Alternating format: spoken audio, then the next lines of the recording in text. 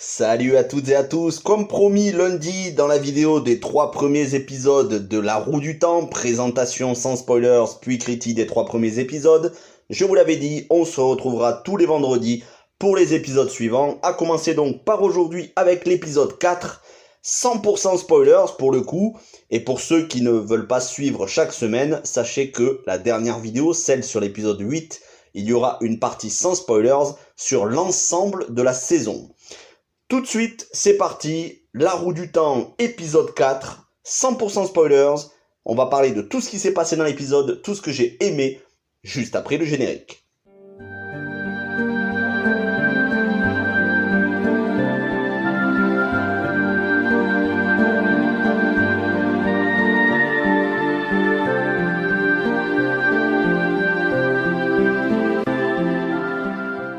Et donc, cette critique va se dérouler en 3 parties, puisqu'il y a 3 groupes différents dans l'épisode. On a d'un côté Mohiren avec son champion, Lan, ainsi que Nynaeve, qui va se rapprocher des Aes Sedai et de Logain, le soi-disant dragon réincarné. Ça va être une intrigue dans l'épisode. La deuxième intrigue, là où on avait laissé Egwene et Perrin, avec les nomades, les gens qui les avaient recueillis, ça sera la deuxième partie de la vidéo. Dernière partie, Rand, le jeune rouquin, Mat, le jeune fils de bâtard et d'ivrogne, en gros c'est pas très respectueux, mais comment dire ça autrement, celui qui a malheureusement dû quitter ses 2 jeunes sœurs et les laisser avec des parents irresponsables, et le Trouvert ou Troubadour, appelez ça comme vous voulez, moi je vais dire le Troubadour, mais dans la série il l'appelle le Trouvert.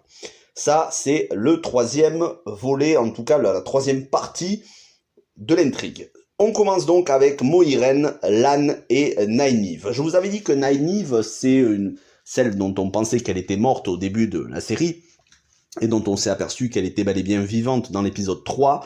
Je vous avais dit que je l'avais trouvée assez désagréable, et c'est là le gros point positif dans cet épisode. Je l'ai adoré vraiment, ce personnage. En un épisode, j'ai réussi à m'attacher, et d'ailleurs elle est extrêmement importante, on va y revenir dans quelques instants. Mais commençons avec la scène du début, une scène de bataille, et c'est aussi un gros point fort, les scènes de bataille sont bien gérées, même si on n'est pas encore du niveau de Game of Thrones, ou même de Hellseed sur Amazon Prime. Ceci dit, gros point fort, les scènes de bataille, et surtout les décors réels, puisque au tout début, on va avoir le soi-disant dragon réincarné, un homme qui a un pouvoir incommensurable, qui semble être la réincarnation du dragon, mais on va s'apercevoir qu'au final, ça n'est pas le cas, et qu'il a des intentions finalement pas si bénéfiques, pas si vertueuses que ça. Il est plutôt manipulé par des forces qui sont au service plus du ténébreux, en tout cas des forces au service de son ambition personnelle, plus qu'autre chose. Ce soi-disant dragon réincarné, qui s'appelle Logain, est joué par Alvaro Morte, que vous connaissez sûrement si vous avez regardé La Casa de Papel, dans le rôle du professeur. Alors lui, Logain, il est détenu prisonnier par les Aes Sedai que l'on avait vu en fin d'épisode 3, et elles ont bien du mal à contrôler, à maîtriser, à canaliser le pouvoir de cet homme. Elles sont obligées de s'y prendre à plusieurs Aes Sedai pour pouvoir le maintenir, pour pouvoir maintenir une chape de plomb, en tout cas une chape d'énergie au-dessus de lui, pour l'empêcher d'utiliser ses pouvoirs, et durant tout l'épisode, elles vont se relayer, et elles vont avoir bien du mal jusqu'à la fin de l'épisode, où elles vont craquer, où il va se libérer, mais il va avoir affaire à quelqu'un de beaucoup plus puissant que lui. On va y revenir dans quelques instants. Ce que l'on apprend au cours de cette partie de l'intrigue, c'est l'amitié naissante, solide, et l'admiration de Nynaeve et de Lan. Lan, le champion de Mohiren. Nynaeve, donc, celle qui était une sage dame de la forêt. Et on sent que, alors que dans l'épisode précédent, elle lui en avait fait assez baver de toutes les couleurs, puisque non seulement elle l'avait pisté, mais surtout elle avait réussi à l'impressionner en lui faisant du chantage, presque en le menaçant de le tuer, puisqu'elle était très méfiante vis-à-vis de Lan et de Mohiren. Là, on voit vraiment l'admiration de Nynaeve envers Lan, ils commencent l'un envers l'autre à développer une vraie amitié et une vraie admiration mutuelle. Donc ça, c'est une partie de l'épisode que j'ai beaucoup aimé. Ensuite, c'est la relation entre les Aes Sedai et leurs champions. Déjà, on va en apprendre plus sur chacune des Aes Sedai, la couleur qu'elles portent. Certaines, c'est le vert, d'autres comme Mohiren, c'est le bleu, d'autres encore, c'est le rouge. Et chacune de ces couleurs a un rôle, une désignation, une caractéristique bien précise, une caractéristique de leur personnalité.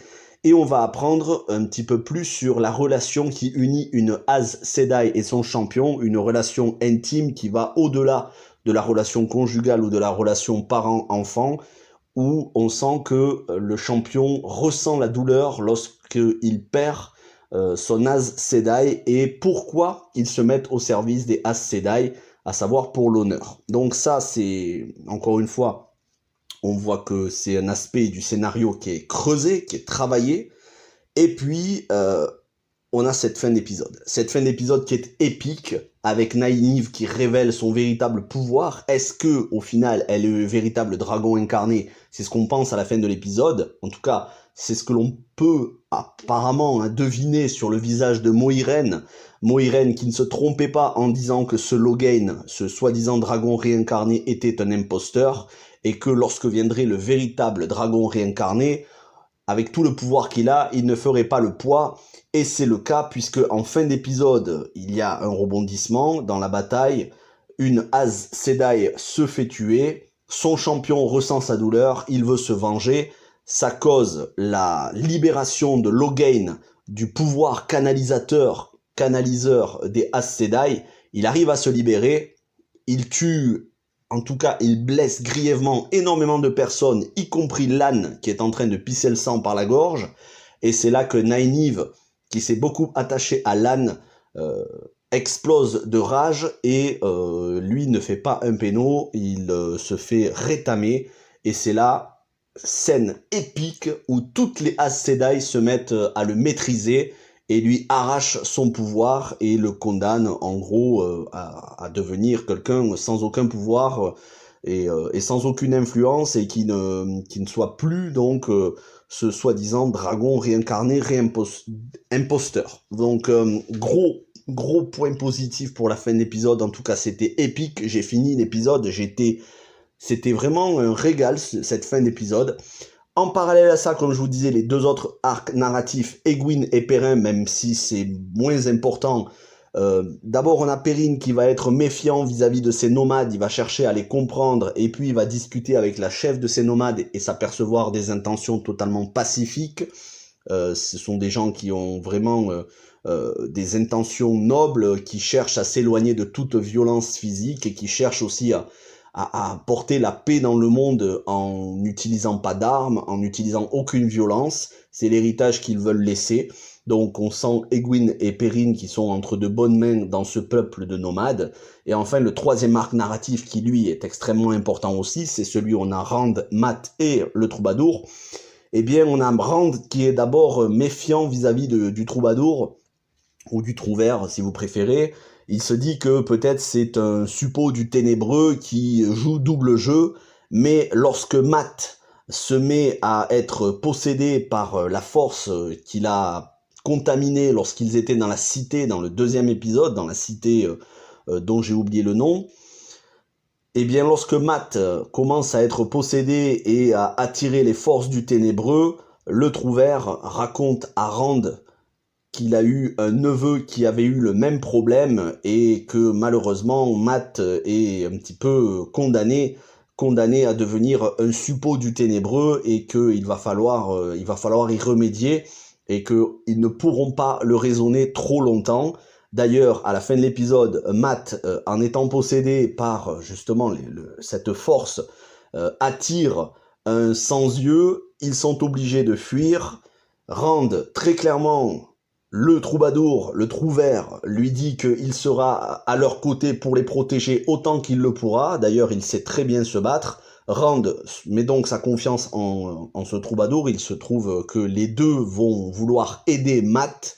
mais on sent qu'ils vont passer par des phases très sombres et qu'ils vont être traqués bien plus que les autres. En tout cas, dans cet épisode, on a une part de sombre dans cet arc narratif.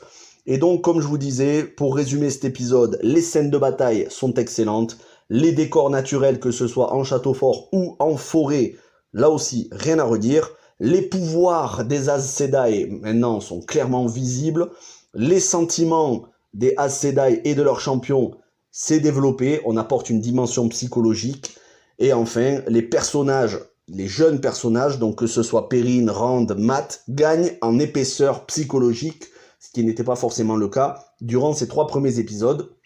Gros coup de cœur pour le personnage de Nynaeve qui se révèle, qui commence à révéler toute sa personnalité de quelqu'un finalement très honnête, très droit et qui pourrait être le vrai dragon réincarné. Voilà mon avis sur l'épisode 4. Comme chaque semaine, je pense que je vous ferai un avis assez détaillé sur les différents arcs narratifs, puisque pour l'instant, le scénario est éclaté en 3 parties avec les personnages qui se trouvent éloignés les uns des autres. Je pense que le fait d'écrire et de vous lire un petit peu ce que j'ai pris comme note, ce sera beaucoup plus clair pour vous. En tout cas, n'hésitez pas à me dire ce que vous en avez pensé de cet épisode, s'il y a des choses que j'ai oublié de dire, bien évidemment, je ne peux pas me rappeler de tout, mais ce sera très intéressant d'en discuter dans les commentaires. Merci à toutes et à tous, portez-vous bien, bon début de week-end, et on se retrouve ce soir, donc vendredi à 21h, pour un live spécial filmographie de Emilia Clarke, notre Daenerys internationale, live spécial sur toute sa filmographie. Rendez-vous ce soir à 21h sur la chaîne, portez-vous bien, bon début de week-end, et ciao tout le monde.